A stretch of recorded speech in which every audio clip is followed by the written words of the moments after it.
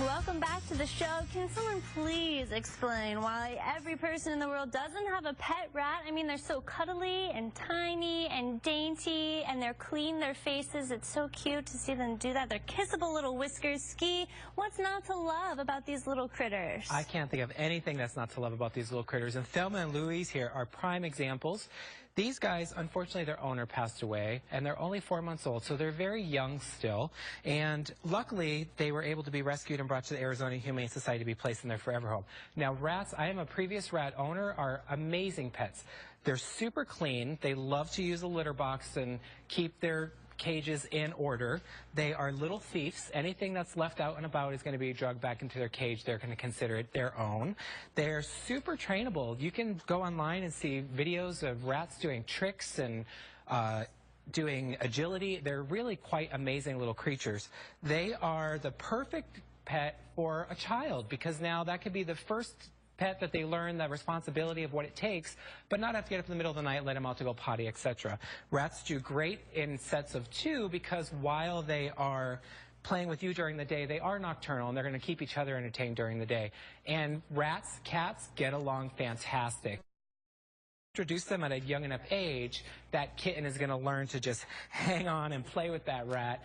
My 2 cats actually loved our rats when we had rats, and they were lifelong friends.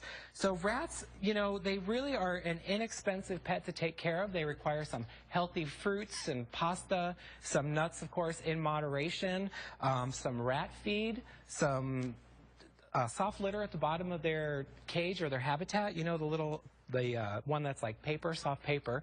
We want to stay away from wood chips, things like that.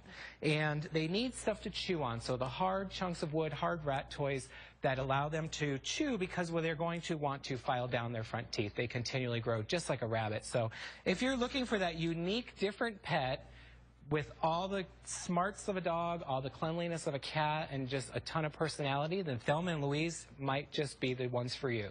They are adorable. Thanks, Ski, for all that insight. Now, the Arizona Humane Society's behavior team works very closely with dogs and cats who may be a bit overwhelmed by the shelter environment. And Lisa, they helped this little black Labrador come out of her shell. This is Sweetie. She's a 2-year-old black lab. She's about 55 pounds. And usually Labradors, you can't keep them calm, but Sweetie is the complete opposite. She was very shy and scared when she first arrived at the shelter, just a little bit overwhelmed. The shelter can be a very overwhelming environment for some dogs, and that was the case with Sweetie here. We have a behavior modification team down at our South Mountain campus that works with dogs just like Sweetie that need a little extra time to come out of their shell and learn a little confidence boosting. They have games for them to do. They do playing with other dogs, treats, all kinds of things to keep dogs like Sweetie entertained and realizing that the shelter isn't really a bad place to be, that is where your next family is going to meet you. So Sweetie, a couple weeks with our behavior staff, and as you can see now, she is aptly named and very friendly. She is going to be a quiet, shy Labrador. She's not going to be your crazy, knock your guests over when they first come in. She is going to be shy, and any new friends are going to need a pocket full of treats and some patience. But Sweetie here will be waiting for you down at our South Mountain campus. She is absolutely a doll. So come down and meet her, and I'm sure our behavior staff can talk to you and give you some treats on how she will adjust to a new environment if you plan on taking her home. Yes, kudos to all the volunteers and staff who are part of that behavior modification who helped Sweetie come out of her shell. The work that they do is just wonderful for the animals, and it really does help them just give that reassurance they need so that they can go off to find their forever families. Now, someone heard whimpers and cries coming from this Phoenix dumpster, and when they dived into that dumpster, they found a little puppy inside. Our emergency animal medical technicians were called to pick up the little Eva, who is joining us on the show today. She made a recovery, and she's ready for that home. Perry, this story just breaks my heart.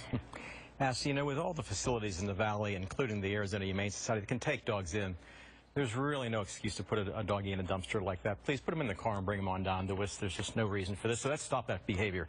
Little Eva here, after a bad start, though, you know, she was tick-infested, flea-infested, dehydrated, malnourished, but within a week she started wagging that tail and responding to the volunteers and staff at the shelter, and so she's done absolutely wonderful. She is looking for that great life now, and I'm going to hold her here because she needs it.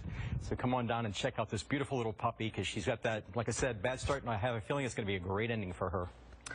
All right, well, for more information about the pets on today's show, you can visit azhumane.org/pets on parade, or call the number right there. Everyone have a great weekend. We'll see you next week with more Pets on Parade.